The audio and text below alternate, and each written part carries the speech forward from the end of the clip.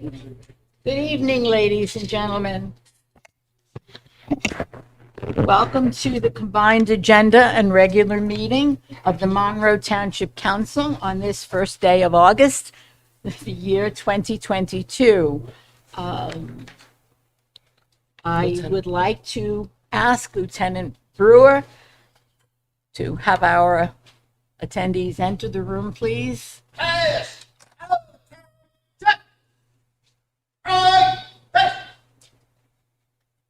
My squad.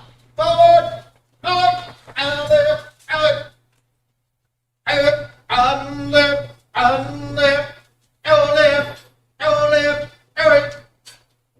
Out, out left, out left, and left, and left, out left, out left, out.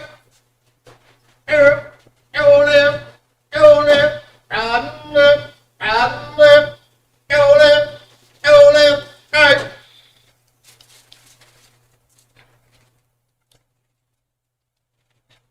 Lieutenant Brewer, would you do us the honor of having our graduates lead us in the Pledge of Allegiance as we all rise to honor our flag? Class leader, lead us in the Pledge of Allegiance. Present arms! I pledge allegiance to the flag of the United States of America and to the republic for which it stands, one nation, under God, indivisible, with liberty and justice for all. Order! Arms! Ready, see! Thank you, sir. Will the clerk please call the roll? Councilman Charles DePiero. Here. Councilwoman Elizabeth Schneider. Here. Councilman Rupa P. Siegel. Let me note for the record that Councilwoman Siegel is absent this evening. Council Vice President Terrence Van Zora. Here. Council President Miriam Cohen. Present. Would the clerk please read the Sunshine Law into the record? In accordance with the Open Public Meetings Act, it is hereby announced and shall be entered into the minutes of this meeting that adequate notice has been provided by the following. 1. Posted on the bulletin board within the municipal building on December 29, 2021, and remains posted at that location for public inspection. 2. Printed in the Home News Tribune and noticed to the Cranberry Press on December 30th, 2021. 3. Posted on the Monroe Township website. And 4. Sent to those individuals who have requested personal notice. In accordance with Chapter 3, Section 17 of the Monroe Township Code, public comment shall be limited to 5 minutes unless further time is granted by the Council President. We now have the distinct pleasure of the recognition of the graduates of the Police Youth Academy. Lieutenant Brewer, please. Thank you. Good evening, everybody. My name is Lieutenant Brewer with the Monroe Police Department, and on behalf of Chief Michael Bienis, who is unfortunately unable to make it this evening, I'd like to welcome everybody here today. I would like to make this very quick, get everybody out of here, but I wanted to thank the mayor and council for inviting these recruits here this evening. Thank you very much. Pleasure. For those of you who do not know, these children completed our third annual Monroe Township Police Youth Academy this past July. This is truly one of the best programs that our township runs. This is a great way for our officers to get to know and work closely with the youth in our community and create a strong community bond. I'd like to personally thank all the officers that volunteered their time to make this program run, but most importantly, I want to thank the recruits for showing up to the program. Without you guys there every day, we would not have this program. This is not an easy summer camp where you just hang out and play games. These recruits PT'd, and they PT'd hard every day. You should all be very happy with yourselves and this accomplishment, because not everyone can do what you have done. So recruits, I want to say thank you and give you guys a round of applause.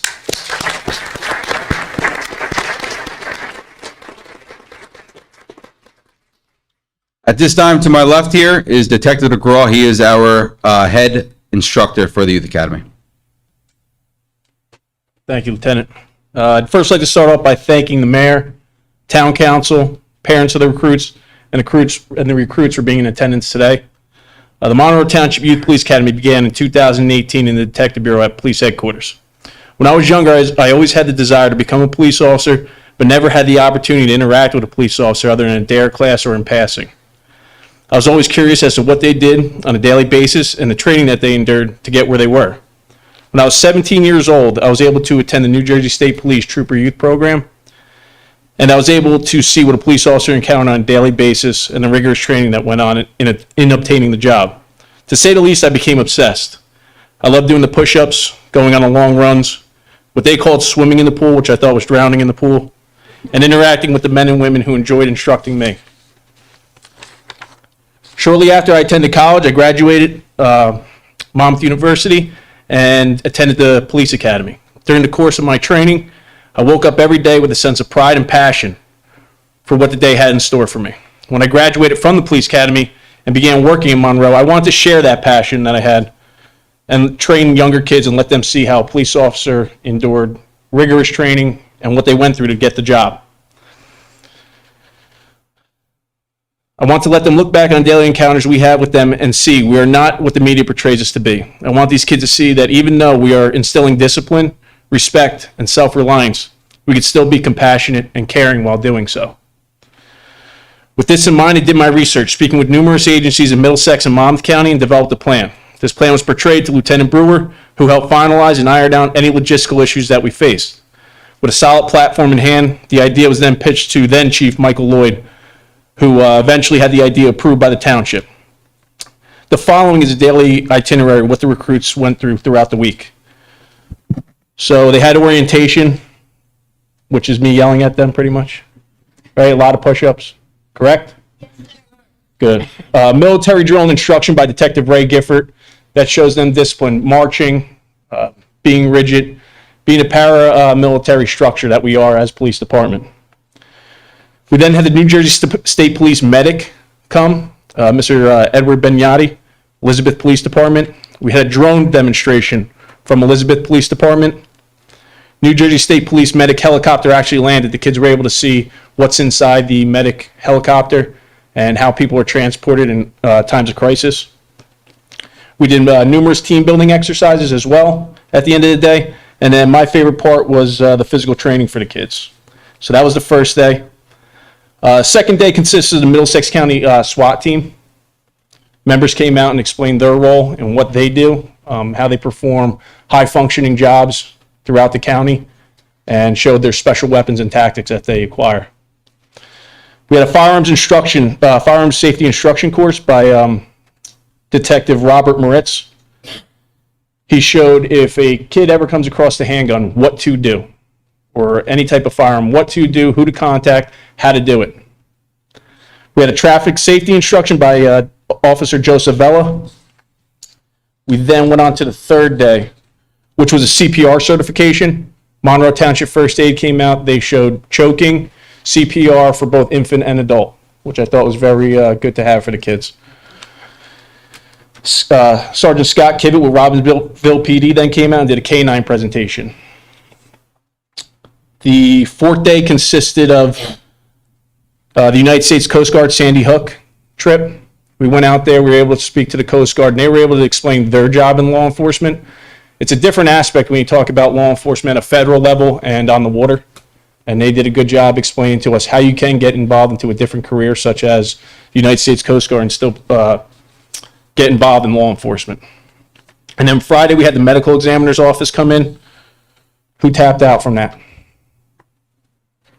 Right? So we saw all the pictures of what we experience in a day at work. Decomposition and all this other stuff that goes on. And it's able to let the kids see there's other fields of law enforcement, like the medical examiner's office, where you don't have to be a police officer. Photography, you could be a doctor. You do all these things and get involved in law enforcement and not actually have to be a cop. So, let me okay. So since its approval, the Academy has taken off, and I believe the kids who partake in the program finish the grueling week with a sense of pride and accomplishment. They really leave with their heads high and their chests out. I personally believe that in today's society, we do not push our kids to their physical and mental limits. We do not allow them to see that adversity can make them into a person you never thought you could be. You can adapt and overcome any obstacle you face in life, and if you have perseverance and determination. That is what I wanted to tell them for the 1 week that I had them and I instructed them. And you saw that they went home with a sense of pride after every day. In closing, I would like to again thank Chief Bienis, Lieutenant Brewer, Officer Patrick McCann, who is my right-hand man in this year's Police Academy, Detective Bennett, Detective Gifford, Detective O'Brien, and all those who volunteered their time for yet another successful Youth Police Academy. Recruits, I am very proud of you, and I want to thank you for giving me the opportunity to do something that I truly love and I truly enjoy. So thank you.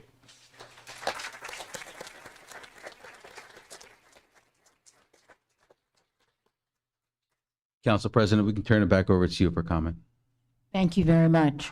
I am quite sure that my council colleagues would have something they'd like to say. I will begin with the Ward 1, Councilwoman Betty Schneider, please. Any comments for our graduates? Oh, like I said when I came in, it's just delightful to see young people, smiling faces. That's even nicer, but I congratulate not only you, but your parents, because today you wouldn't be here without them. So I know you've worked hard, as the officer said, detective. So maybe this way you'll go into law enforcement, I hope. But if not, I think you'll see a different view of them, because sometimes they don't get the acclimates that they should. But I thank you again for participating. It takes a lot of stamina to do what you did. So congratulations to you, and congratulations to your parents, and you make Monroe proud. Thank you. Councilman DePiero, Ward 3. Sure, thank you. First, I want to say thank you to our police department for taking this forward and giving our youth an opportunity, as they said sometimes they didn't have when they were younger. But I want to thank our chief and everyone that was part of this program. Thank you. And now, as Betty Snyder said, Councilwoman Snyder said, it's nice to see you guys here and in a positive way. And law enforcement is a big thing that we all need to follow. And at a young age, it's nice to see a good group of men and women in Monroe. And you could be our future chief, or you can be our future police officers in our town or near town. So good luck, and thanks again, and congratulations to you and your parents. Thank you. Council Vice President Van Zura, please. Thank you, Madam President. First of all, again, thank you to our police who did this. 1 week, and I bet it changed your whole perception of what a lot of the police officers are all about, right? You got to see them. They're real people. They work hard, right? And their job is to try and keep our town safe. And the fact of the matter is, here in Monroe, they do an excellent, excellent job. So you got very good role models there.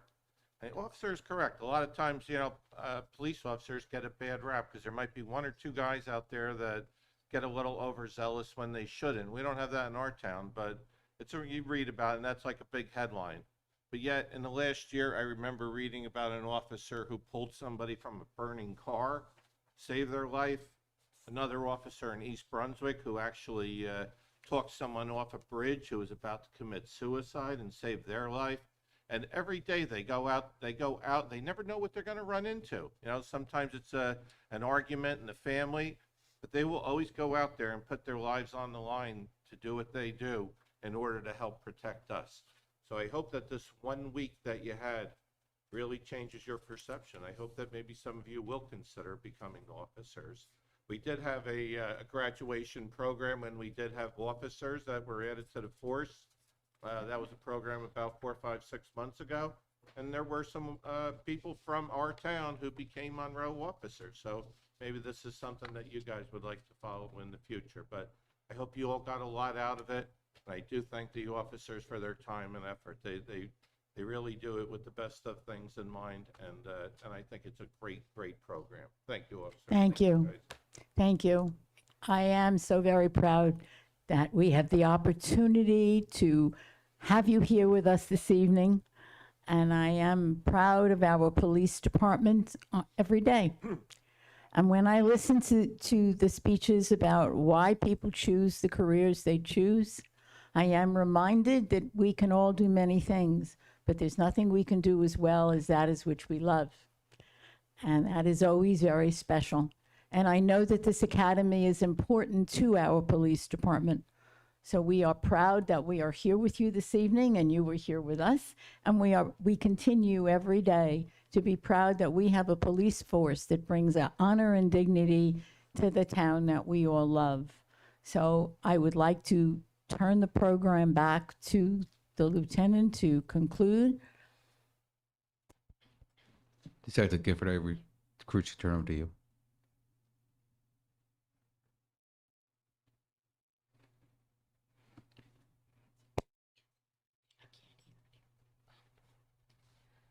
Tires, attention! You give me command, fall out. Fall out. In formation, facing the opposite direction. Fall out!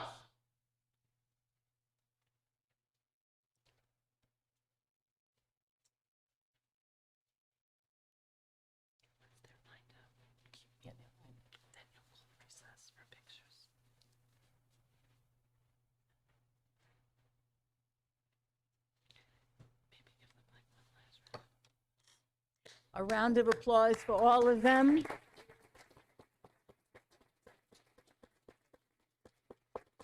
And we will take a 5-minute recess for picture taking. First one.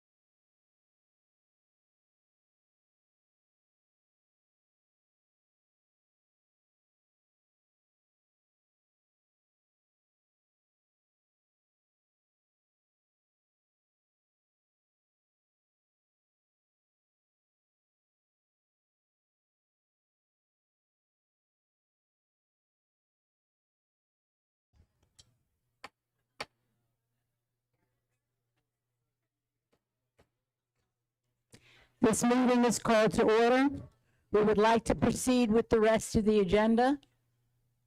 Thank you.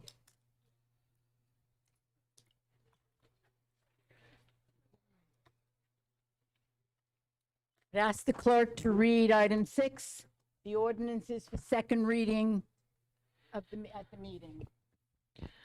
Ordinance 06, 2022-014, ordinance amending Chapter 39 of the Code of the Township of Monroe entitled Fees.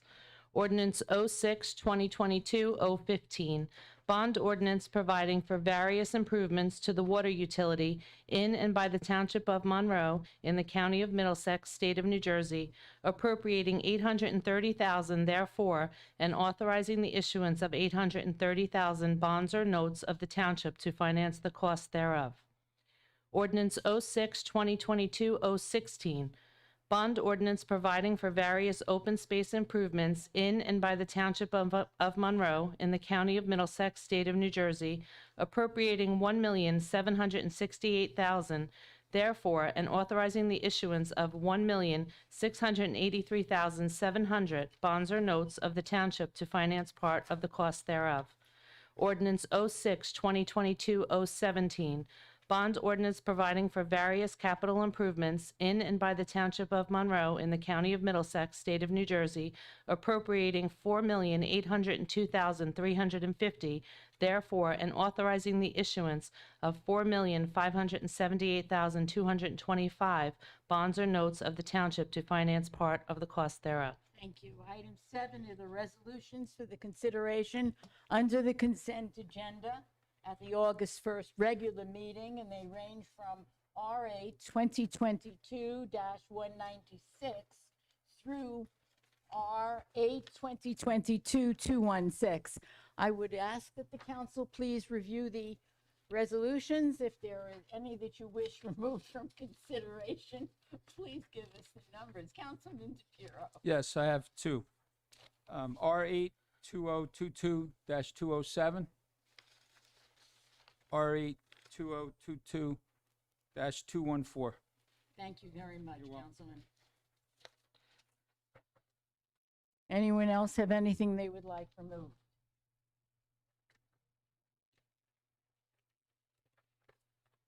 We will now move to the public comment section of the agenda meeting. Remember, this is limited to agenda items only, and speakers are limited to 5 minutes. I'd like a motion to open the public comment section, please. May I have a second on that? Second. All in favor? Aye. Any opposed? Public comment section is open. If you wish to comment on agenda items, please come forward to the mic and your name and address for our record. Please, ma'am. Yes.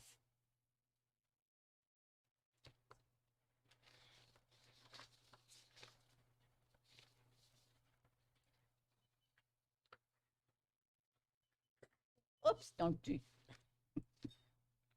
Good evening. Good evening. My name is Susan Rudy. I live at 350 Schoolhouse Road. Yes. And as chairman of the Historic Preservation Commission, I just wanted to say a few words in support of saving the Mounts Mills barn. And that's resolution R8 2022-203. Yes, ma'am. Several members of the commission are here this evening. I noticed. And I'm yes. speaking on behalf of them. Unfortunately, due to summer vacations, some couldn't make it. And then I did want to mention that John Katurba, our town historian, would like to say a few words after I'm done speaking, if that's okay. He is certainly most welcome to do that. Great.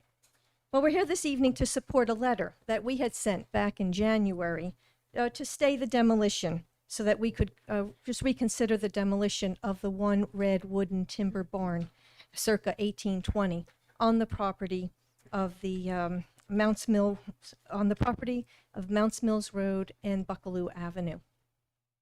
And we're asking just to save the one barn, not all of the buildings on that site. So as you know, our mission is to preserve and protect history.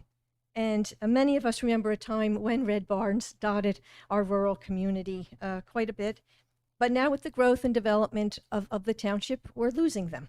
And there's only a few more left. So it's just that much more important that we strive to retain as many barns as we can, not only for the present, but for the future generations who may not recall or ever remember a time when we had our rural community. So the location of this building is in a prime location. We just feel it's on a site that's already owned by the township. It's already established as open space.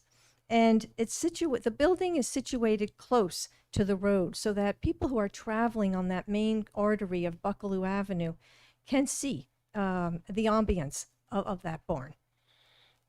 And it's something that travelers, both current residents and visitors, can enjoy.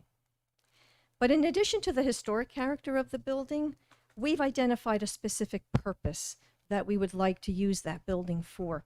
And we'd like to use that barn for storage. Our storage sheds at the Dye Farm are falling apart. They're not in good shape.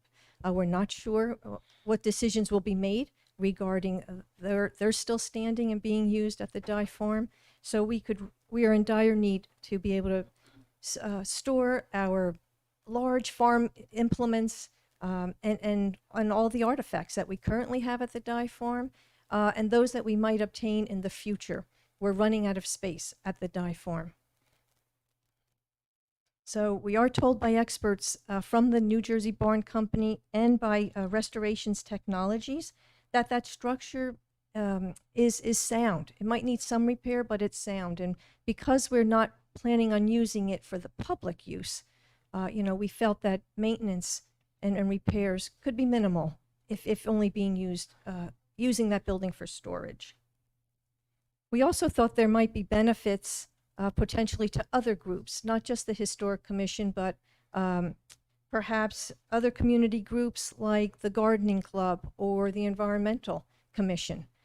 If consideration might be talked about regarding using some of that open space for a community garden.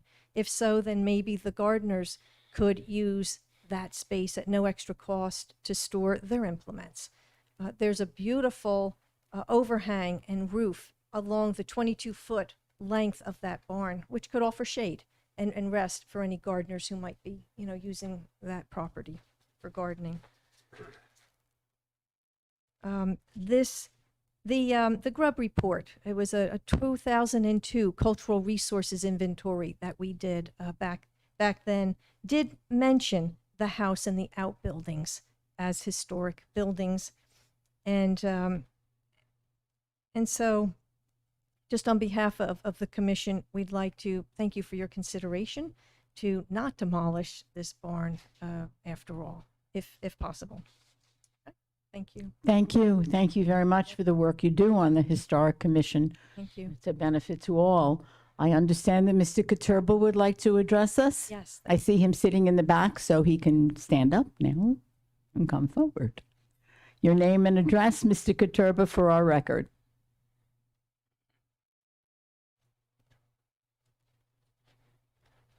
John Katurba, 153 Union Valley Road, Monroe Township. Thank you. I'd like to give you a little brief history of that building. It's actually a bookmark to history, if you think about it, if you really look at that building. Most people drive by and see a dilapidated old red building, not paying too much attention to it, but if you start to think about it and you realize it is only of its size and of its age, maybe one of 3 buildings left in Monroe Township. Again, like Sue said, the community was dotted with barns and houses, but we've grown into a community where we're probably supposed to be, and those barns have fallen out of fashion and use. And but by some miracle, it's lasted all these years, almost 200 years.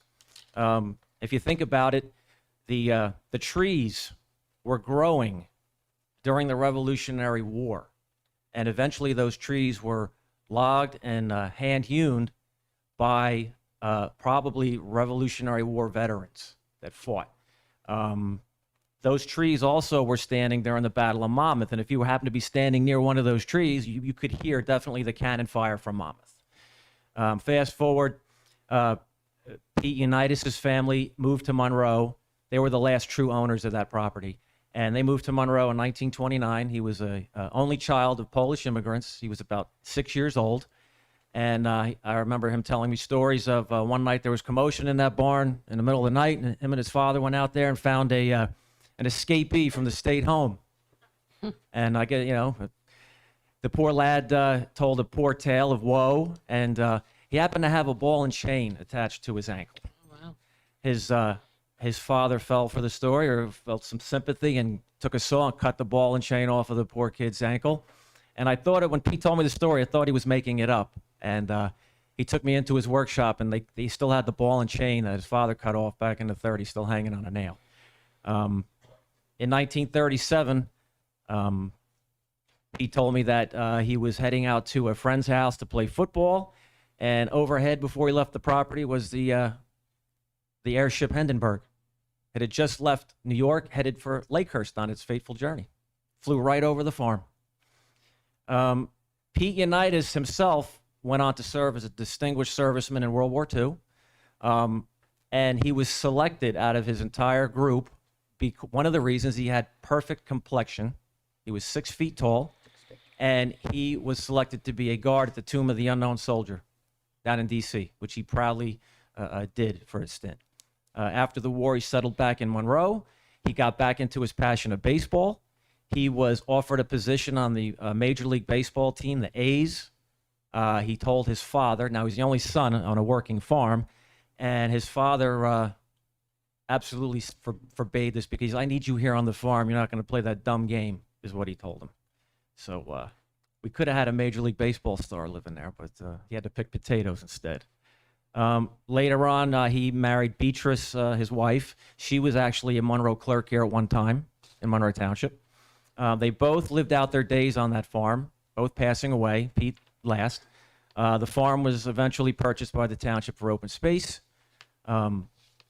There's no reason why we can't really let that building, leave it alone. It could be a passive historic structure. The building was found to be in sound condition. It's not going to fall down tomorrow. Pete took good care of his buildings. So as a testament to our veterans, our farming heritage, and again, it's only one of basically 3 left in the township. And it is a staple of the neighborhood. I can't imagine driving down Mounts Mills Road not seeing that building there. But other than that, I hope you take it into consideration tonight. Thank you very much. Thank you for your comments. Is anyone else wishing to, and you're getting a round of applause. Would you, is there anyone else who wishes to address us? Yes, sir. Your name and address for our records, please. Hello, my name's Darren Kutz, 397 Buckaloo Avenue, Monroe Township. I also want to speak about the barn. Immediately when I heard that the barn was going to be demolished, I contacted Councilman DePiero because it literally would have just killed me to see that wood chipped up and thrown in the dumpster. That place, like John said, has been here all our lives. That farm, I hunted, I fished, I trapped, and I laugh every time I go by there because at times when Beatrice was still, the clerk court of court, if you caught a fox, you could put in for a bounty. And I would stop there, and she'd come out the back door, and back in those days, they'd have to take a knife and put a little slice in the nose, and then they'd send you a check for $3 or $5. And I can't tell you how many times I stopped there and did that. So whenever I go by there, those kind of memories keep coming back. And, I stopped, I took a look at the barn when I heard it was going to go down. And I said to Charlie, I said, that barn cannot come down. I said, it's in good shape. It's sound.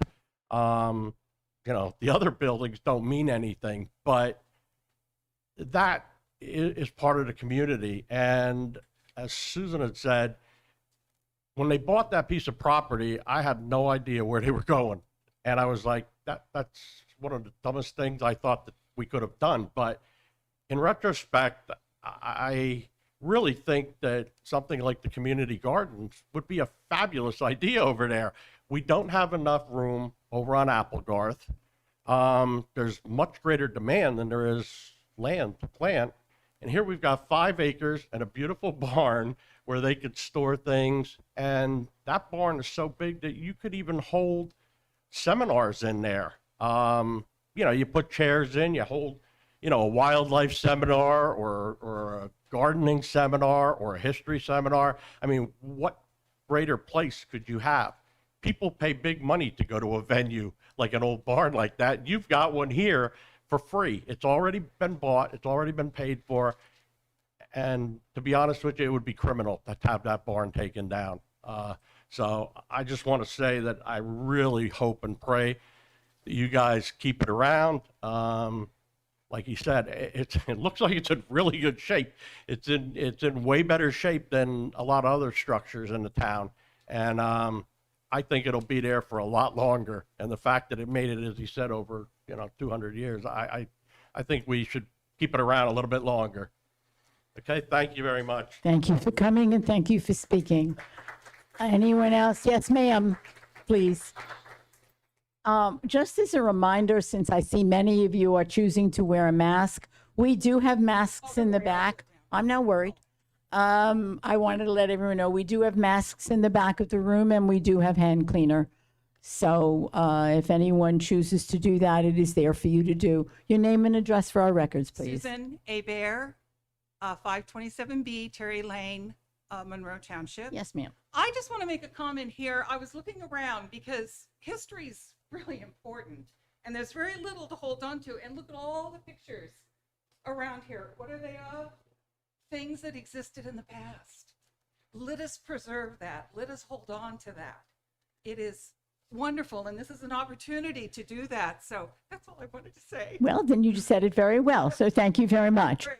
Is there anyone else who wishes to address us on an issue this evening? Seeing and hearing none, I'd like to entertain a motion to close the public comment section of the agenda meeting. Make a motion. Thank you. May I have a second on that?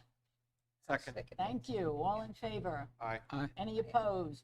No. May I have a motion to adjourn the agenda meeting? Motion, please. So moved. A second on that. Second. Thank you. Roll call. Councilman DePiero, Here.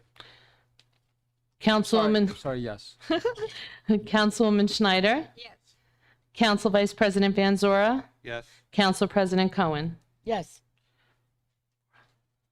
The time is 7:12. Meeting is adjourned. I'd like to call the regular meeting of the Monroe Township Council to order. Getting to bang the gavel a lot tonight. What time are we called to order now? 7:12. Thank you. A motion, please. So moved. Thank you. Second. Second. Roll call. Councilman DePiero, Yes. Councilwoman Schneider, Yes. Council Vice President Van Zora, Yes. Council President Cohen. Yes. May I have a motion to approve the payment of claims per the run date of July 26, 2022, please? Motion. So moved. Thank you. Second. Second. Again, my thanks. Roll call, please. Councilman DePiero, Abstain? Councilwoman Schneider, Yes. Council Vice President Van Zora, Yes. Council President Cohen. Yes, motion to approve the minutes of the following meeting of June 27th, 2022, the agenda and combined regular meeting. That was motion. Motion to approve. Second. Second. Roll call, please. Councilman DePiero, Yes. Councilwoman Schneider, Yes. Council Vice President Van Zora, Yes. Council President Cohen. Yes. Will the clerk please read the ordinance that's here for second reading? Ordinance 06-2022-014, ordinance amending Chapter 39 of the Code of the Township of Monroe entitled Fees. May I have a motion to So moved. open a public hearing on this, please? Motion. Thank you. May I have a second? Second. All in favor? Aye. Aye. Opposed? Okay. Anyone wishing to address the council regarding this ordinance, please come forward now. Hearing none, seeing none. May I have a motion to close the public hearing? So moved. Motion. Thank you. Second. That Second. was Councilman DePiero, Councilman Benzura. Second. All in favor? Aye. Aye. Any opposed? Let's move this. No. Okay. May I have a motion to adopt ordinance 06-2022-014? Motion, please. So moved. Thank you. Second on that motion. Second. Thank you. Roll call. Councilman DePiero, Yes. Councilwoman Schneider? Yes. Council Vice President Van Zora? Yes. Council President Cohen? Yes, Motion carried. thank you. Would the clerk please read the ordinance ending in 015?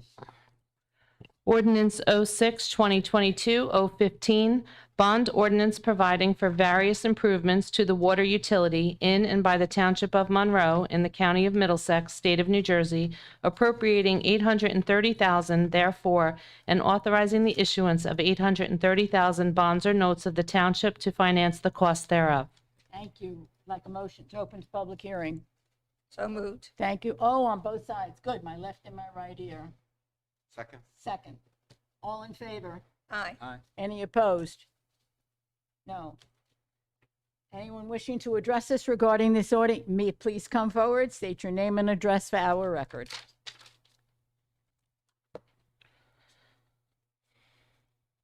Shell Arminio, 9 Nathaniel Street. This bond ordinance solely for the use of the water utility? Or, because it wasn't really clear. It says acquisition of water meters and the acquisition of sports utility vehicles. Is this under the budget for the, I am on the right one, aren't I? 015? Yes. Yes. Yes. Yes and yes. Okay, so, water meters, I get that, 370,000. Is that new water meters, or are we replacing some of them in some of the? I would have to go to Mr. Stroin to answer that, please, sir. But the answer is it's meters that we use to replace meters that have gone out of service. Yeah, usually that happens. So it's both. And Monroe has a good system of Correct. replacing them when they change resale. But Mr. that's Stroin, the you answer. concur? He's We finally go on to getting. the next question while he's figuring out. Yeah, he's figuring out the microphone. And the Giving a acquisition of course in sport microphone. utility vehicles, there's $460,000 for that. Is that solely for the use of the Monroe Township Utility Department? Yes, everything in this bond issue is just for MTUD, correct? So we need those trucks. That's a lot of money. Okay. And are there any changes on here that are scheduled for like the future? I think it says adopted capital budget or temporary capital budget. The capital or temporary budget of the township is hereby amended to conform. So in other words, in this particular $830,000, I believe it is this for future development, or is this for, are we doing this for current? And So this $830,000. could you use your, because I can barely hear you. I'm sorry, Oh, I well, apologize. welcome. This $830,000 is just for the items that are listed here, period. So whatever's listed in this ordinance, that's what it's for. So the mechanism is when you buy capital items, we have a capital budget, which is really just a plan, MTUD does. So we're amended, we always amend the whenever you see a bond ordinance, it amends the capital budget, it appropriates money, and it authorizes debt. So those are the three things that all of these ordinances always do. So these are for current use. This is Correct. not in anticipation of the build out or anything at this point. No, ma'am, that's all this is. Okay, thank you. Thank you. Anyone else wishing to address us at the, regarding this ordinance, please? Then may I have a motion to close the public hearing? Motion. Thank you. Second on that. Second. All in favor? Aye. Any opposed? No. I'd like a motion to adopt ordinance 06-2022-015. Motion. Thank you. May I have a second on that? Second. Roll call, please. Councilman DePiero. Yes. Councilwoman Schneider. Yes. Council Vice President Van Zora. Yes. Council President Cohen. Yes. Motion carries. Motion carries. Thank you very much. Our next ordinance is 06-2022-016.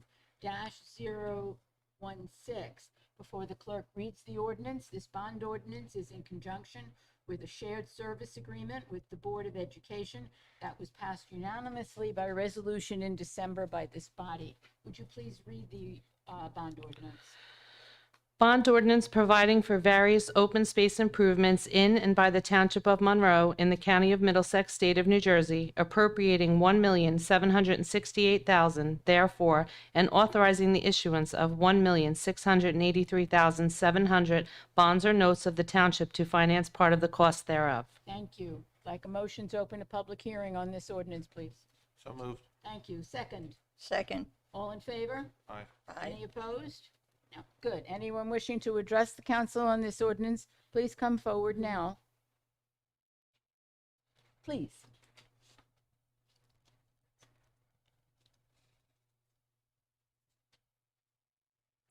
Shell Arminio, 9 Nathaniel Street. I am speaking as a past Board of Education president that was involved with Mayor Dolina on this. I cannot really speak for the current Board of Education, so I'm speaking as an individual. I'd just like to thank the Township Council for the shared services. This is for the track and the field, and we know that the whole community uses this on a regular basis. So I think it is beneficial to everybody, and I want to thank you personally as a member of the community for this shared services, and I hope with the kind of build out that is happening in Monroe that we will be able to support our students and the rest of the community with more projects like this. I think it's essential. What goes on here helps to preserve the educational budget for our students, and as we know, the best thing we can give our children is a good education. So this is going to go to good use for recreational purposes, and again, it benefits the entire community. And I am grateful as a citizen and a past board president to the cooperation and collaboration we had with this council and the mayor last year. So thank you. Thank you for your words. Does anyone else wish to address us regarding this bond ordinance? Seeing and hearing none, I would like to ask for a motion to close the public portion. So moved. Thank you. May I have a second on that? Second. Thank you. All in favor? Aye. Any opposed? No. May I have a motion to adopt bond ordinance? So moved. And it's 06/2022-15. May I have a second on that? 16. 16. See why I don't read these. Yes, 16. Sorry. For the record. We need a second. I'm asking for a second on the motion. I will second the motion to approve. Thank you. May we have a roll call on that? Councilman DePiero, Yes. Councilwoman Schneider, Yes. Council Vice President Van Zora, Yes. Council President Cohen. Yes. Motion carried. Thank you. The last ordinance is 06/2022-017. Before the clerk reads that ordinance, please note that this ordinance includes the police department building expansion. If I remember correctly, it also includes ambulance, et cetera, to help our very fine police department. Would you please read the ordinance? Bond ordinance providing for various capital improvements in and by the Township of Monroe in the County of Middlesex, State of New Jersey, appropriating $4,802,350, therefore, and authorizing the issuance of $4,578,225 bonds or notes of the Township to finance part of the cost thereof. Thank you. May I have a motion to open a public hearing? So moved. moved. Thank you. A second. I'm Second. hearing an echo again. Good. All in favor? Aye. Aye. Any opposed? No. Anyone wishing to address the council regarding this ordinance, please come forward now. Oh, Michelle, you should sit in the first row, Michelle. Would be so much easier. I'm not the only concerned citizen. You can see all of them back. Well, they're all here. And That those makes them watching, and concerned those watching. citizens. Michelle Arminio, 9 Nathaniel Street. I just would like clarification in this bond ordinance on F, land acquisition of the corner of Applegarth Road and Prospect Plains. Ms. That is for Weinberg, please. 360,000. So that is pursuant to a previous agreement that goes back quite a while for the intersection improvements that are much needed at Prospect Plains and Applegarth. The agreement between the township and the county is that the township, and this is common in county agreements, will acquire the land and the easements on the corners. And since this is for two county roads, the county will pay for the entire project from design, engineering, and construction. So as is common the case with the county, we are moving forward to acquire the land, and then they will be moving forward to make all the improvements at their own cost. So is this a land acquisition value, or is this the value to do the soft work for design and everything? Council President, if I may? Oh, please Sure. do continue. This is simply land acquisition. The soft costs and the full engineering and construction management and everything will be paid for by the county. And does this include Council President, does this include the protection of the tree, the oak tree? Are we preserving that? Yes, and thanks to the Shade Tree Commission and working with our township engineer and all the groups, this actually shifts the lane over a little bit to provide the tree with a little more protection and widen the road. Thank you. Glad to hear it. Thank you. Thank you. Anyone else wishing to address us? Please, sir, come forward. And I see two of you, yes. Your name and address for our record, please. Frank Walter, 384A Sudbury Lane, Monroe Township. Thank you, sir. My question is, may not be appropriate, but I was not able to get a copy of the agenda item, so I'm not sure what's included in this. And it seems like a fairly large sum of money. And I was wondering if any of what has been appropriated is going to address remediation efforts to help prevent the folks in Rossmore from getting flooded again. This ordinance doesn't have anything to do Nothing with to that. do with Okay. Rossmore. No. Is anything on the agenda Not have anything to do Not, with that? not on this agenda, Not sir, this no. agenda. Not on this agenda. Okay. Thank you. No, nothing to apologize for. It's an appropriate question. May anyone else wishing to speak? There was another gentleman. Does he wish to come up now? No. No, okay. Anyone else wish to address us on this ordinance? Therefore, we will have a motion to close the public hearing. So moved. Thank you. May I have a second on that? Second. All in favor? Aye. All opposed? Any opposed? None. May I have a motion to adopt? I'd move to adopt, please. Second. May I have a second on the motion? I'll Second, second. thank you. I'll second. May I have a roll call? Councilman DePiero, Yes. Councilwoman Schneider, Yes.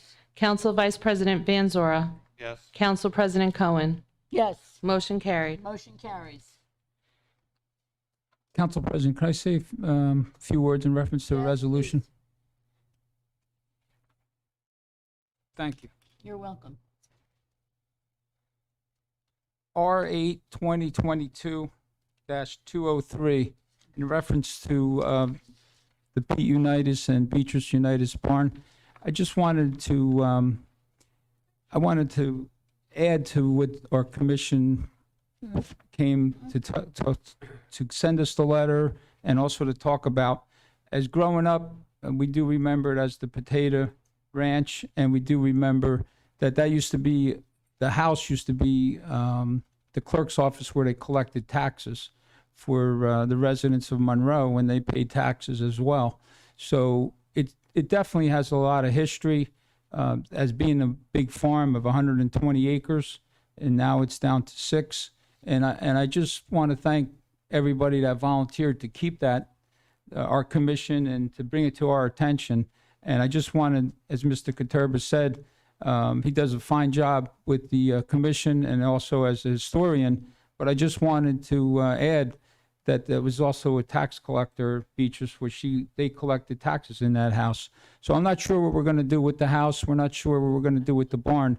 But we did make a move to do the demolition because that's what we were asked to do as a whole.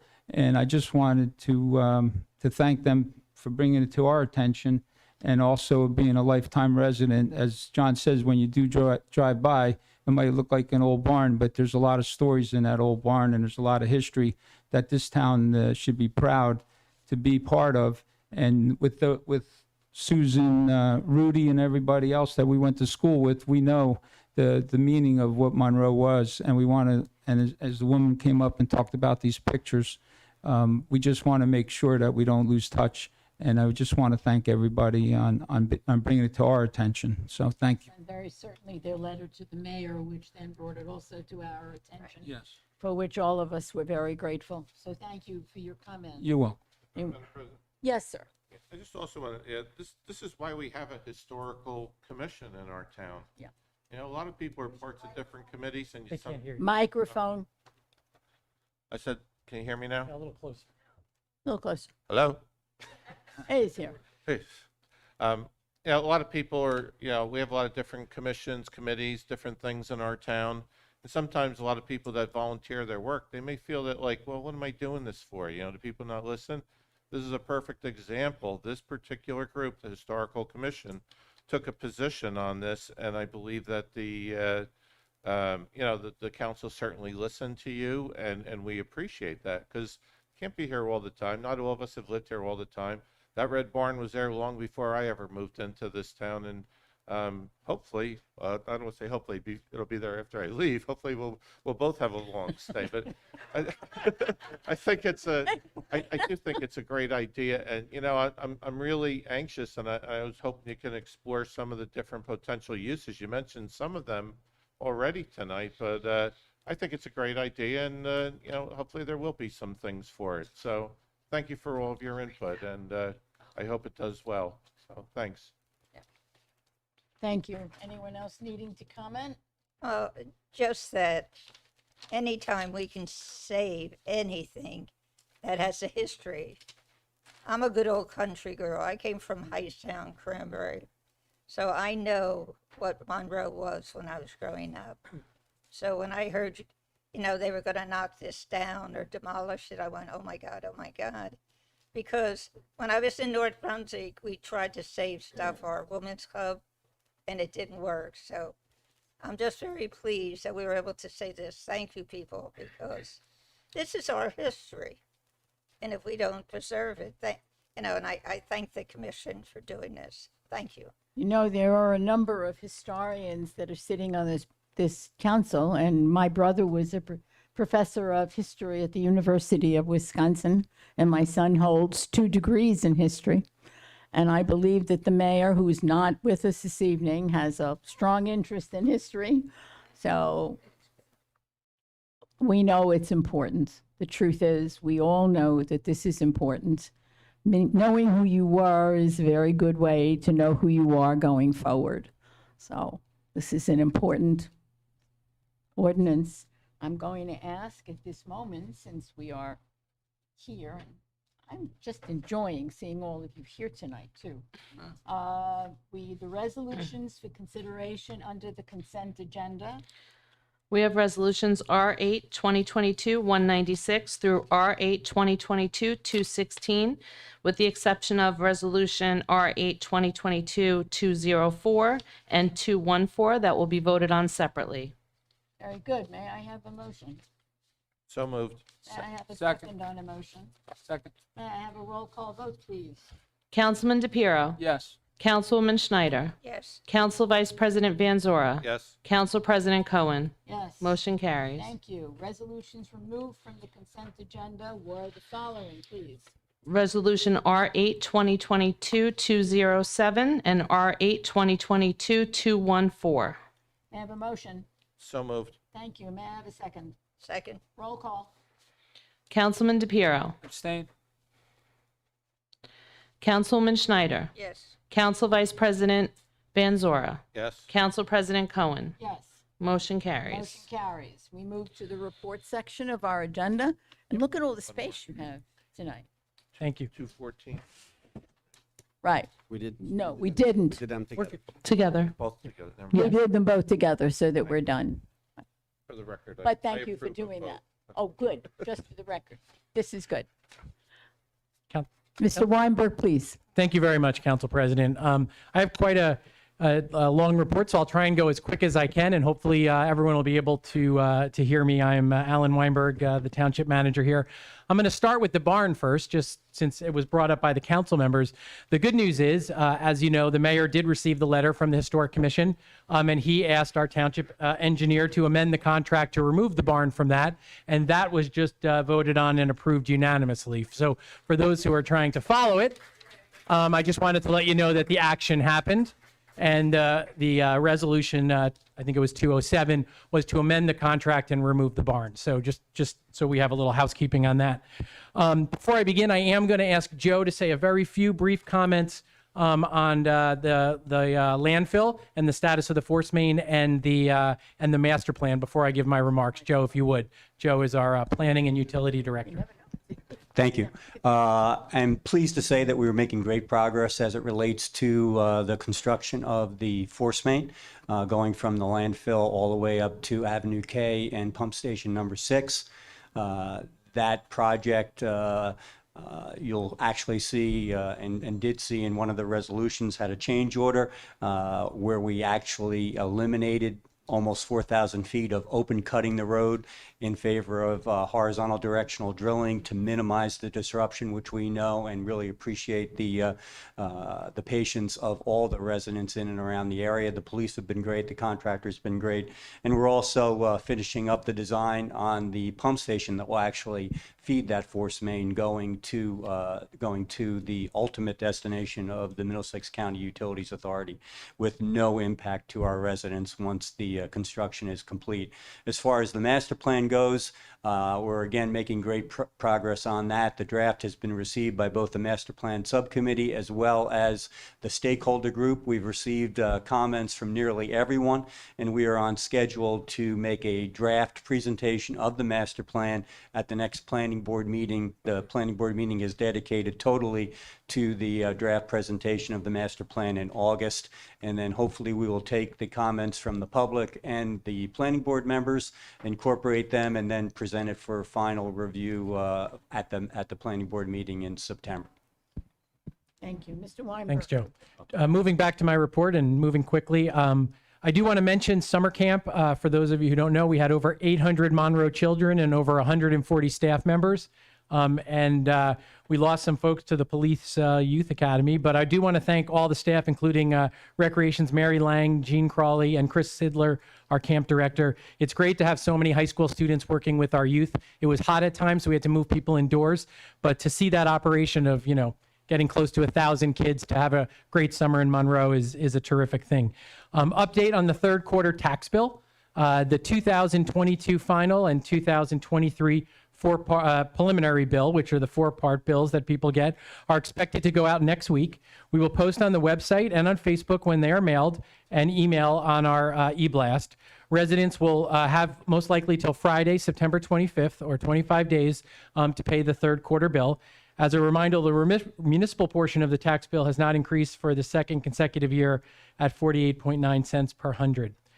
Energy tax receipts is a fight that has been going on this past year with our council and our mayor, trying to make sure that the state doesn't keep extra energy tax receipts, which they have been keeping for some time. And this was our first effort at progress on that in a coordination with the League of Municipalities. And so for the 2023 budget, we will get an extra $118,000, which will be positive for our next budget, and that'll certainly help as well. But the resolutions passed by the council and the efforts of the mayor are much appreciated.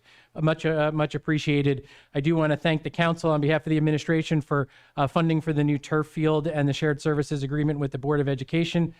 So excited about that. We also had the other bond ordinance that you heard about. We have a police department expansion.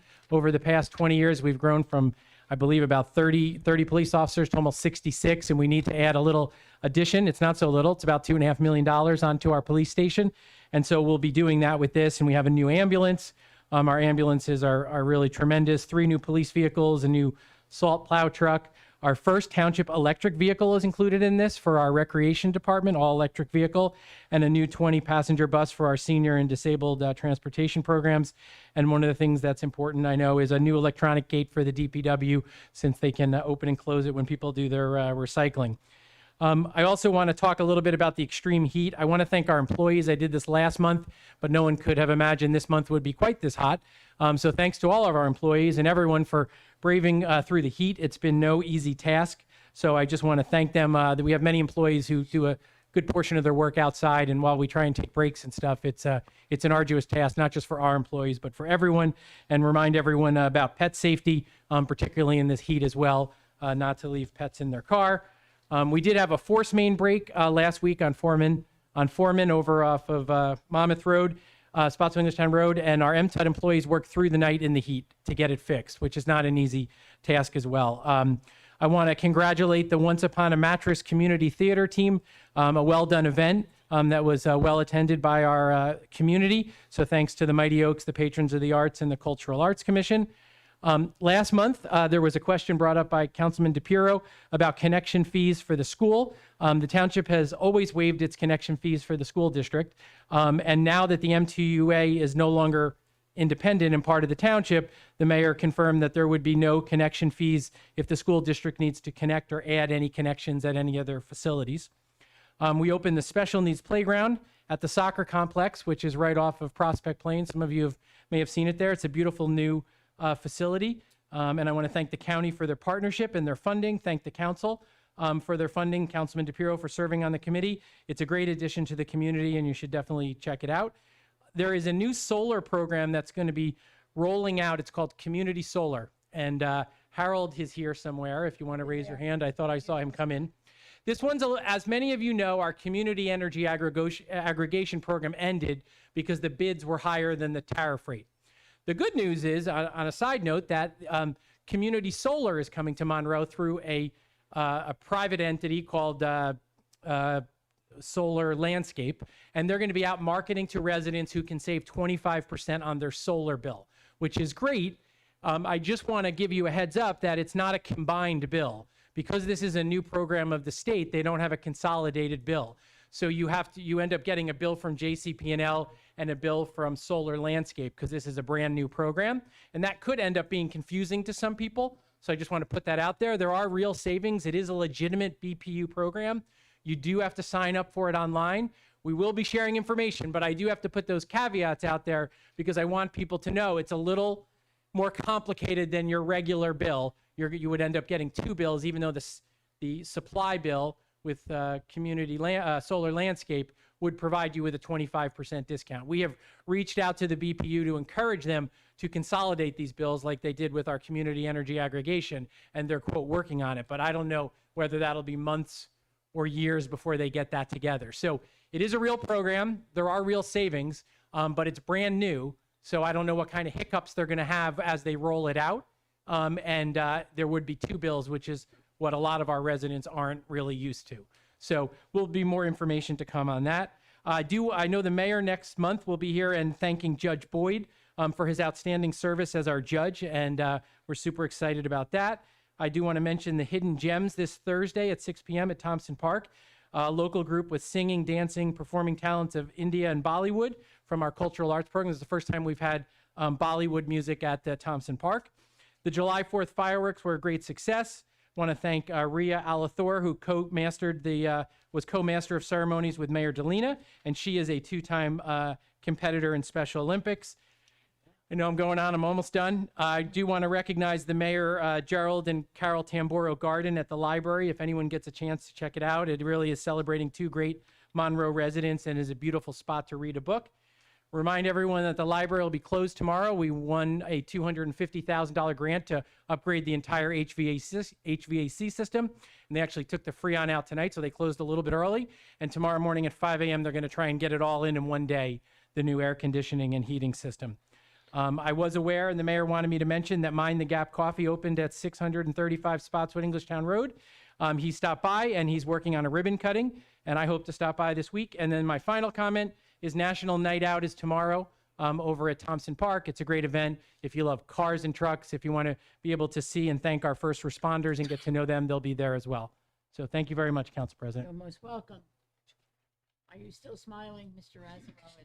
Well, thank you, Council President. Alan took a lot of my thunder on a lot of the projects. I noticed that. There's a couple projects left I could Okay, comment on.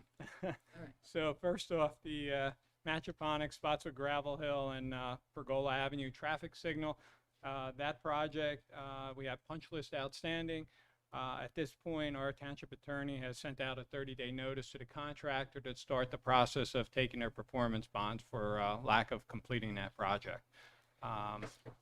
Next project, the 2022 road improvement project. That construction is well underway with concrete work. We anticipate paving of the roads in mid-August to start, mid to late August.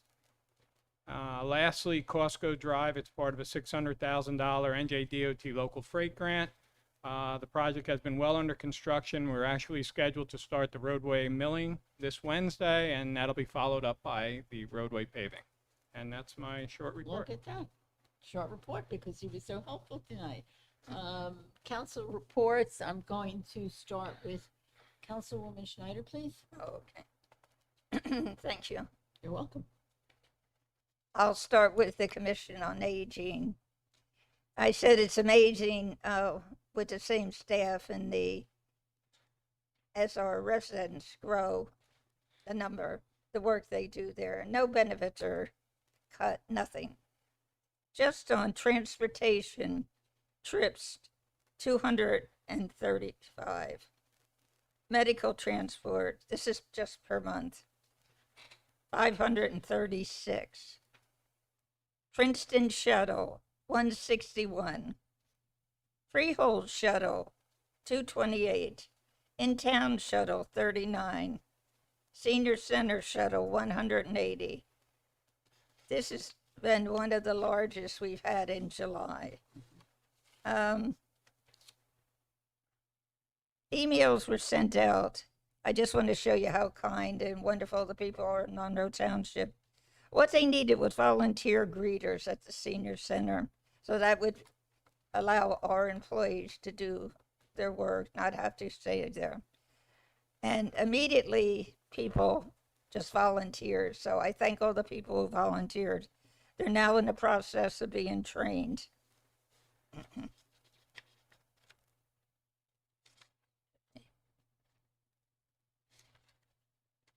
We're finally, the patio, if you know the senior center with the patio, they are going to start repairing it so it can be used.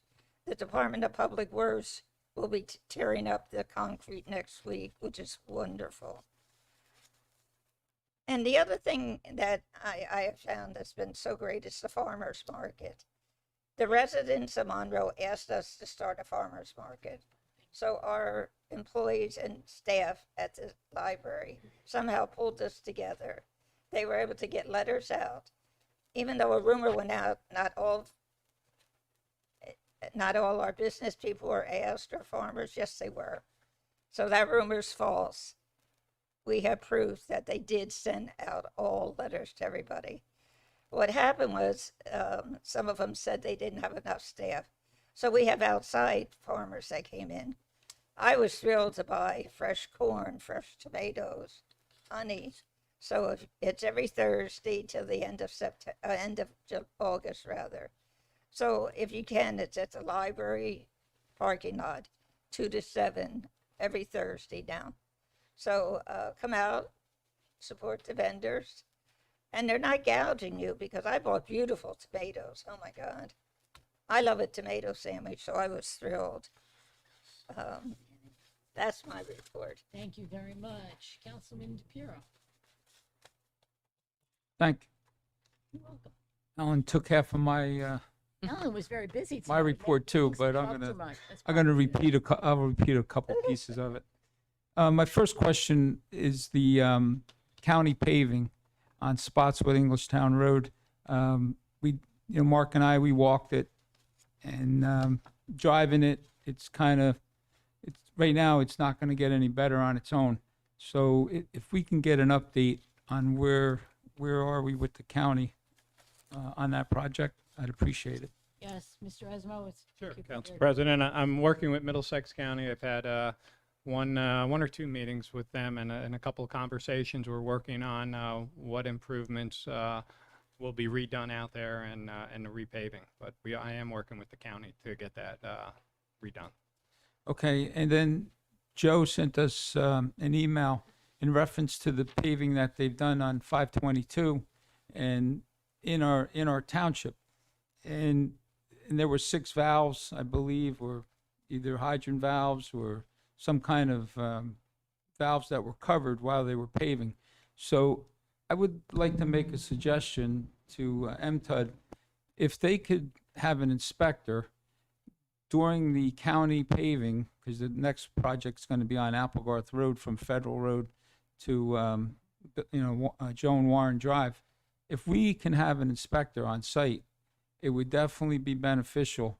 I don't know if our township engineer goes there when the county's paving to watch, but it's definitely important that we got to protect our assets, which are our valves and our manhole covers and everything that's in our right of way and in our infrastructure. So I would suggest to MTUD, if we can get an extra inspector during the paving so it doesn't happen again, mark everything out. You do your video before construction, and then you do another one after. And that's where you guys found out that there were 6 of them that was buried. And we did get your email, and thank you for informing us. But it's just an idea that maybe we can move forward on in future by having an MTUD inspector. The paving on North State Home Road, Spotswood Gravel Hill, and Lower Matchaponics, I just want to thank our engineer and the inspections and everything, and the punch list work that they completed. There was one manhole that was an eyesore, and they fixed it, and it's every time I come out of my driveway, I see it, and I can tell you guys did a really nice job on that project. The contractor did a nice job, and I just want to thank the contractor and also our engineer. The BFI, we get emails from residents about odors. We get emails about the situation that's going on. The question that I have, the easement for the pump station, do we have that in place yet? We don't. We sent our original draft of the easement to BFI, I believe the 3rd week in April. They're on their 2nd lawyer, their 3rd engineering review, and we're pretty much at a conclusion of it, we believe. So between now and the next meeting, we'll know where we are. And this is just a construction easement, like a temporary easement? No, Or is this a permanent? we need both. We need a construction easement because we're going to go on their property. They bought those 2 lots there. Yes. But we also need a permanent easement because we're locating the pump station on that property. Because looking ahead, it looks like we're going to get the force main in, but we're not going to have the force main's not going to be able to be live because we're not going to have the pump station. We certainly, the ordinance gives us the right to condemn it if we have to, and we will if we have to, if that what it's going to take to conclusion. It's actually not that much money, the value of the property. We always, of course, would rather, we have a relationship with them where we're trying to work this out without having to end up in court. But if we have to do that, we can do it relatively quickly because, as you know, we deposit the money in court, we get title to it, and we go on from there. So, Right. So we're gonna bring an end to this pretty quickly. Okay, but Lou, the question's that we already awarded a contract for a contractor. No, we understand, and we Right, the clock is ticking, on the construction. We just approved the no dollar, amount for BFI, the force main, but we also, in that, if you read through it, it was also an extension of the contract that we awarded the contractor because of not being able to get materials. So we just awarded that contractor some additional time. So I don't know, just trying to put the horse in the cart all in one, and by saying without that pipe, without that force main, the pipe is useless to us. Well, We got to have everything. I got it, and I agree. And as you can imagine, I talk to Joe Stroin literally every day about this and other things. But we understand that we are comfortable and confident that there won't be any delay as a result of that easement. Okay, all right, thank you. So I want to also, we have 2 businesses that one's in process, one's moving in probably within 3 weeks. As Alan said, the mayor said to make a comment about Mind the Gap Coffee. I was there today. I met the owners. It's in Suburban Plaza. It's their second venture. Coffee shop, bagel, and breakfast. And they're just waiting for us to come there with the ribbon cutting, as Alan said, with the mayor and the council, as we all wish all our business owners, well. And I just wanted to put a shout out. I told them that I would put a shout out to them for tonight. And there's also it's going to be a steakhouse, seafood, and Italian, Monroe resident. He had a business there called La Rosa Chicken. It's going to be Jasper Stone, which is his 2 children's middle names. He put them together. He owns Tuscany's in Old Bridge, is another one of his 5 businesses that he owns. And he's planning on opening in about 3 weeks. He's at 399 Spotswood Englishtown Road.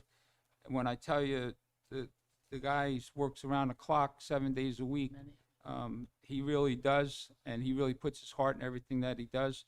And as a business owner, I could tell you it's not easy, but we just want to give him a shout out and his company, and hopefully he'll do well in Monroe, and he'll be here for a long time. As National Night Out tomorrow, as Fire Commissioner, we'll all be there for first responders. It's from 6 to 9 at Thompson Park, as Alan said. I'm sorry that I'm repeating it, but it's also important. And then I wanted to thank Mark and his associates, Ken, for talking to a resident, Diane Smith, on Bordentown Turnpike. The Smith family's been in Monroe over 80 years. They really, they had the cranberry bogs, and they had a lot of things going on. The road has been probably not touched in 30 or 40 years. They're talking about drainage problems. They've been sending emails. And I just want to thank Mark and Kenny for reaching out, and also Wayne Horvat as well. So hopefully in the near future, we can do some of the improvements on Bordentown Turnpike and address the Smiths and the residents of that street's issues. So I just wanted to thank Mark for reaching out to the residents. Thank you. And also, the last thing I want to say is, Lou, thank you for sharing your birthday with us. Thank you. See, we saved that. We knew that that was happening. We were waiting for cake. I had to get that in there, Lou. Yeah, knew you would. Thank you. Council Vice President Van Zura. Thank you, Madam President. When you're the last one to go, half the stuff's all taken care of. You know, it's like, what are you going to say? All right, couple of things I do want to mention. Number one, we had a planning board meeting last week, at which time the planning board approved an 80-unit building on Cranberry Half-Acre Road that is 100% affordable housing, which will attack our goal of having a certain amount of affordable units. And there is nothing attached to it where we have to build any amount of fair market housing. So what that does is, normally if a private developer came to town, they'd say, okay, well, we'll build some of your affordable, but for every affordable, we're allowed to build 4 fair market values. So that would have been an extra 320 units we don't have to worry about getting built, and we got 80 of our affordable out. The better part of the whole thing is that this is a building that's built primarily for the benefit of veterans. There's 80 units, 37 have to be guaranteed veterans, and the other 43 are veteran preference.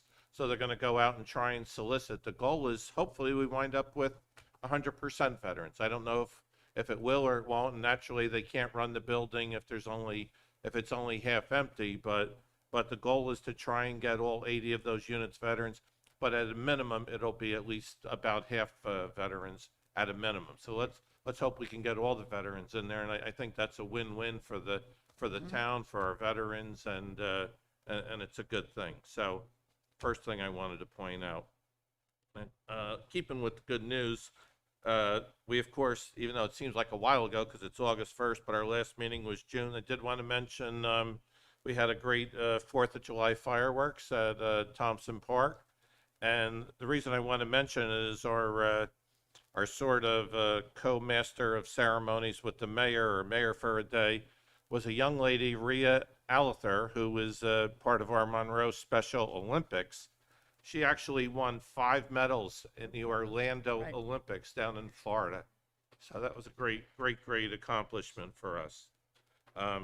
We also this month had the dedication to the Tamburo Garden for our former mayor and his wife, which is over by the library, as a tribute to them, and just like a nice place where you could go and relax and recognize what a great area it is over there. So another just real nice thing. And then, not to be outdone, we had a young person in town during the month of July by the name of Shupan Gupta, who was the winner of the Geography Bee. I'm not sure if that was state or if that was beyond the state or whatever, but Shupan, another Monroe resident, went out and did us well. And lastly, in the middle of July, up in Fort, they had this pageant, It was the Miss, Mrs. and Teen India, New Jersey pageant. And at our town of Monroe, Mrs. India, New Jersey was Raksha Tripathi, if I'm saying it correct, from right here in Monroe. And Miss Teen India, New Jersey, if I say it right, is Sanskriti Srivastava. So they went up there right on the, the Ford's, New Jersey, right next to Iselin, New Jersey, where there's a great, South Asian population. But our 2 Monroe residents won 2 out of the 3 of the first place awards that were given there. So congratulations to them also. And, it's just, might not be a big thing, but it's a nice thing. It's nice to see people from our town getting recognized, particularly the ones with the studying and everything else. So again, everybody said National Night Out tomorrow. Hope you can all get out. And it's also always a pretty nice night. Get to, see some of the other town residents. So thank you so much. Have a great rest of the summer. Before we open to comments from the public, the comment that was made when the coffee shop opened, Councilman, was that they were really opening it, so Councilwoman Schneider and I would have a place to go for coffee. It's one of our regular complaints is that you can't get a cup of coffee when a meeting ends. And someone I work with told me today that they had delicious scones, and they were all excited that we have this coffee shop. They're right? waiting for you. Yeah, it's waiting. I have every intention of getting there. So, and I have I would seriously like to comment before we open for public comments that having all of you join us this evening enhances our meetings. And I would hope that you continue to join us. It is always a pleasure to have our residents share with fellow residents, which is we all are, the work that goes on here in town. We are going to have, I need to have a motion now to open the public comment section. So moved. Moved. Second. May I have a second? Second. All in favor? Aye. Any opposed? No. Remember, you must come to the mic. You have 5 minutes. And you must state your name and address for our records, please.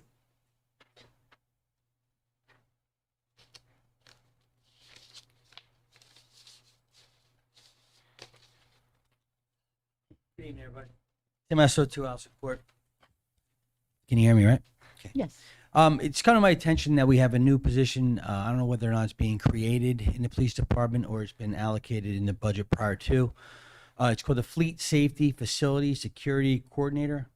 It's a full-time position. Is this a position that has been created, or is this a position that's been in the police department through the chair to Mr. Weinberg? Mr. Weinberg, are you prepared to comment on that? Sure. Yeah, this Yes, is thank you. this was in the police budget request. So I believe it was included in our budget in April, voted on, introduced in May, and then approved, I guess, at the June meeting. June meeting. And I can go through the rationale for why if you'd like. No, that's okay. Second question is there anybody currently doing this job now? So in other words, is this job being taken care of now? Question. Mr. Weinberg. Yes, this job is being done by sworn officers now, and as the department continues to grow to 66 officers, it would be more appropriate to have a civilian focus on it, Council. How many officers did we have last year, and within the last 5 years, how much has the department grown? You would, please do. We've grown from, I believe, 54 to 66 just in the last 3 or 4 Correct. years, and as I mentioned earlier in the meeting, we've grown from 30 to 66. So we continue to see growth, and we have plans to add additional officers as well. Okay, so we're about 12 officers more in 5 years, and this requires a full-time position as a Fleet Safety Facility Security Coordinator. If I may, Council President, right now, that function is handled by an officer through the admin department, the purchasing of new vehicles, the coordination of vehicles, getting radios installed, managing the maintenance of it. It's all handled by a fairly small but sworn police unit that handles, it's called the admin unit. And so the mayor, the chief has been mentioning to me that, this is something he wanted to add a position for a while, and we put it in this budget earlier this spring. Would it be more cost-effective to possibly give that officer currently doing it, who's, I'm assuming, doing a good job now, a stipend, rather than hire someone full-time and put the burden on the taxpayer to pay him health benefits and a salary? Mr. Weinberg, the chief is not here, but we had budget hearings where the council was made aware and knew it. I think that. An answer. Yeah, the answer is no, because it would free up that officer then to do police duties. So you would be civilianizing essentially a police, so you'd free up an officer to be a police officer. So are you hiring a police officer within the department, or are you hiring a retired police officer from Monroe or other? No, the answer is you're hiring a civilian. You're hiring a civilian. A civilian, Okay, a correct. civilian. Yeah. So he doesn't have to have any type of police background. No, it's a civilian position. different, it's a civilian position. Okay, and how many applicants have we had so far? I don't know. I believe it was just No. posted. Yes, it was me. It was We just don't have the posted. number yet. Okay. Okay. All right, I have another question as well. I do live in the Pines in Monroe, and we were talking about, streets and whatever have you. We have had an issue with the storm sewers caving in the Pines for years now, and it's come to my attention that there's a male pipe into a female pipe. It was done the wrong way. Okay, and everything is undermining. Have we, as a township, taken a look at this further? I know people were out, but has anything been done? I mean, I have cracks all in my court, and weeds are growing up where I go out there and I weed whack them myself. I mean, at 15,000 Mr. Weinberg, taxes. Mr. Razumowitz, this is for Thank to you, you. Madam Thank you. President. It's the first I'm hearing about a neighborhood-wide issue with the storm source. So if you can get me information as to Sure. what streets you're having issues Can I on, call you, we'll take possibly a make it look a at point for you to come out and take a look at some of the storm sewers that are collapsing? Sure, you can call my office Will do. and get me the locations, and we'll come out. Okay, thanks so much. And thank you. Thank you. You're most welcome. Anyone else wish to address this? Please, sir. Yes.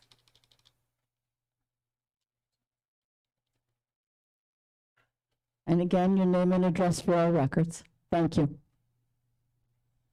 Again, Frank Waltzer, 384A Sudbury Lane, Monroe Township. I guess this might be a more appropriate time to You were try not to find out inappropriate. It's fine. where we stand. I understood that there were a number of funding projects to help remediate a variety of issues with the drainage for Rossmore and for Greater Monroe Township relating to Tropical Storm Henri. I know I spoke to Alan a couple of times, and I know that there were, I've heard that Excuse there me, was please. at least $1 million going towards one of the projects, and I heard there's a second $1 million that may be getting freed up. I'm wondering if anybody here knows what's going on. Mr. Weinberg, I know that you have been waiting, and yes. Yeah, so and thank you, Mr. Waltzer, if I can.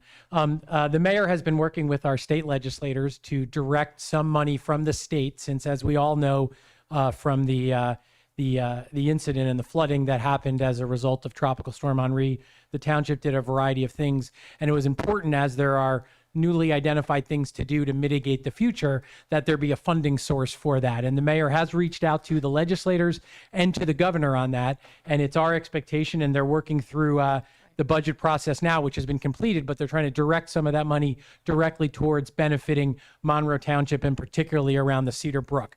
So I don't have an announcement yet today on that, but I am optimistic, having spoken with the mayor and heard of his conversations with the legislators, that there will be some funding through the state budget that'll be directed directly into that. I just don't have the specifics at this point until we get the quote official letter from the state. Now, when you say the Cedar Brook, what does that include? Well, the Cedar Brook really includes the southern portion of Rossmore, but I should say it would include all the flooding at Rossmore on the northwest corner as well. But as we know, the Cedar Brook is the one that has been chronically challenged over years. That's the one that runs, through Nautilus and down through the southern portion. Up by Sharon Way is a different brook. Mark has the name. It's just escaping me. Sudbury Lane? Yeah, up by Sudbury Lane, Sharon Way, off there. Yeah. So I think we'll hopefully have some positive news, but I don't want to just get the apple ahead of the cart until we have everything dotted and all the I's. But that is something the mayor's been working very hard on. particularly over the past 6 months in the budget, to try and make sure some money gets redirected to Monroe from the state to recognize some of the mitigations that may need to be done. Okay, thank you very much. We will keep you apprised. You can keep coming too. I don't want another flood. One's quite plenty enough. I think so. You have many on the council who agree with you. Anyone else wish to address us at this moment? Yes. Again, your name and address for our record, please. Hi.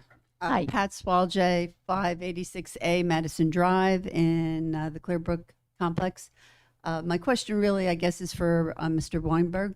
Sure. I have a question about the solar program. Where is this company pulling their energy from? Where's their solar panels located, I guess? Sure.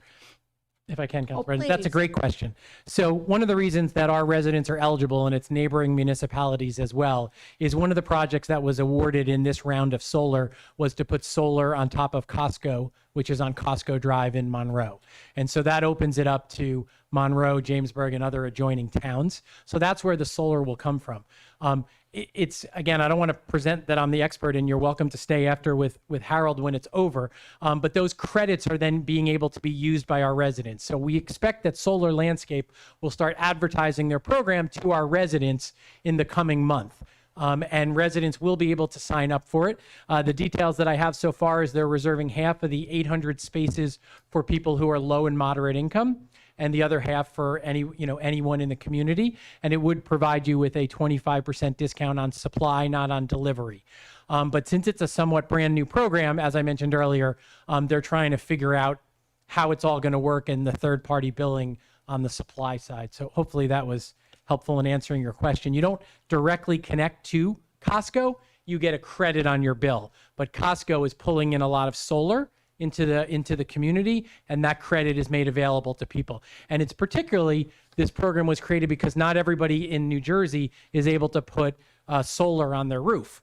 I think one of the reasons the state did this was to recognize, and they'll hopefully target people who can't have solar on the roof, whether they're in condos or in some other type of unit or apartment complex. And this would allow them to participate in the benefits of solar. But again, they are just beginning to roll it out. For Harold Klein is sitting quietly in the back. That's his favorite seat. Yes, so if you have questions when Mr. Weinberg said to see Harold Klein, that would be, he would welcome the opportunity and would speak with you and answer. Thank you. Okay, you're most welcome. I wanted to say I've been a resident of Monroe for 7 years. This is my first council meeting. I formerly was from Edison, where I lived for 33 years and quite active there. And I agree that the township employees really deserve a thank you in this hot weather. Everyone I've met in this community, and I've used the library services, so the librarians, the staff at the senior center, our garbage pickup guys, I call it the dump, but it's the recycling center. Everyone has been really, as employees of a community, just doing a great job and very friendly and very helpful. So I'm really happy that I moved here. I like the cornfields. I like the green. And I certainly appreciate the stability that the mayor took in keeping our taxes stable. So I really appreciate that. So thank you for your public service also. And thank you for being here and for moving to this very nice town. Thank you. Thank you. Michelle?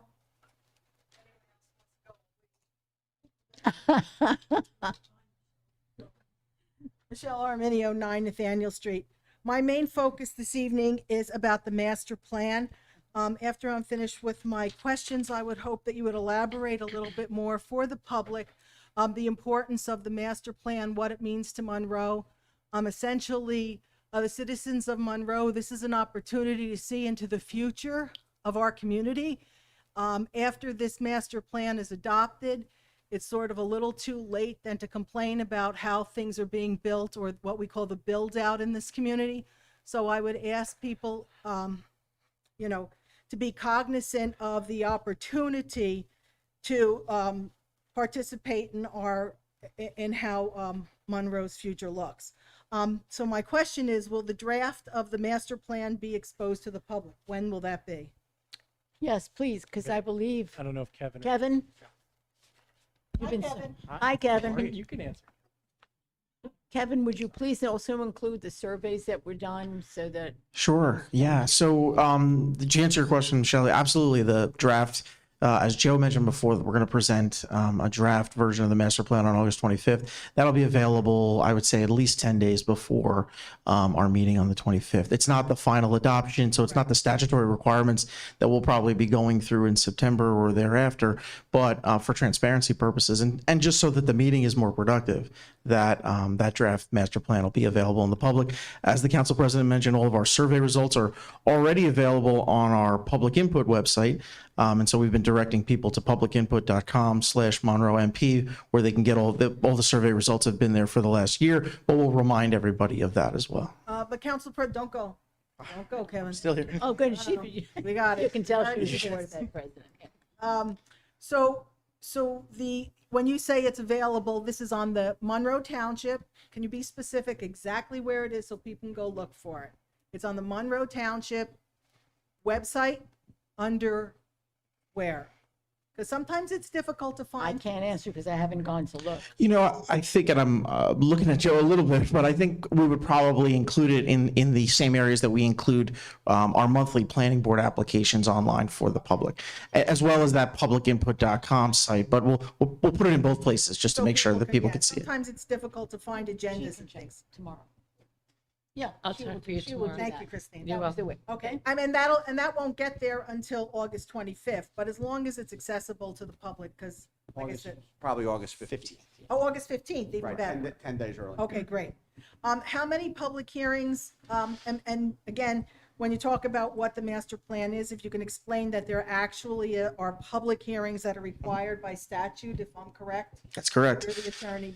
So, you know, it'll really depend on how August 25th goes. If we get a significant amount of feedback, well, let me step back. If we get feedback on August 25th and we're able to present a final version of the master plan in September, then we'll go through the necessary statutory requirements of notice and look toward that final adoption in September. If there's more significant comments that might take a little bit longer, then, you know, we may need to go to an October meeting. Again, it'll really depend on how much comments and how much progress we make in August. But it actually requires 2 public hearings, is that correct? One public hearing. One public. One public hearing? One public hearing.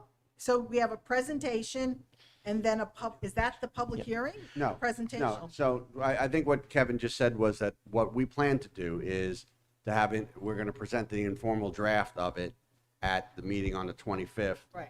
If there are not a lot of public comments on it and there are not a lot of changes required, we could go to the formal I public hearing in September. Gotcha. If there is a lot of comment and it looks like there's sections that have to be rewritten and we can't get it done, we may even have another informal review of it in September and then adopt it. in That's October. excellent.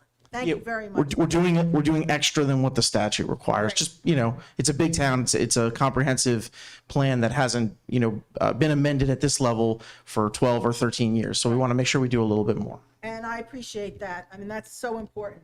Having said that, I would ask the council to work it out, or if it's legal or however I believe it can be done, with the planning board that when we do have this discussion, you say on the 25th, the planning board will be solely for the master plan.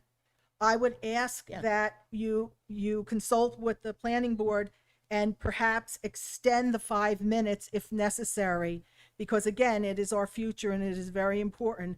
You know, with, of course, the chair controlling it, but if we have to extend the 5-minute comment period, because if this is our only opportunity. As you're just noticing. Right. That is, your suggestion will be taken under advisement. Thank you Thank very you for that. Thank you. And could you also just make mention of what the master plan is? Could you just tell the public? Well, I I'm guess I can going- do that. He can So- do that. Sure.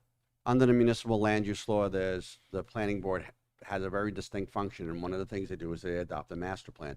The master plan has a series of elements in it that look at kind of everything that goes into good planning for a municipality: a transportation element, an open space element, a recreation element, a housing element, a zoning element. The master plan is solely a planning board document, though, yeah, obviously, as you can see, the administration has been involved in a huge public outreach to get comments to fuel the draft of the master plan and then get it adopted. Once it's adopted, then it becomes a guide for the land use for the next 10 years. And most importantly, it may make recommendations with regards to the changes in zones, and then that'll come back to the council, and the council will adopt the appropriate amendments to the zoning ordinance. Thank you. That's it. So You're welcome. critically important. It is It important. is incredibly It important. certainly is important.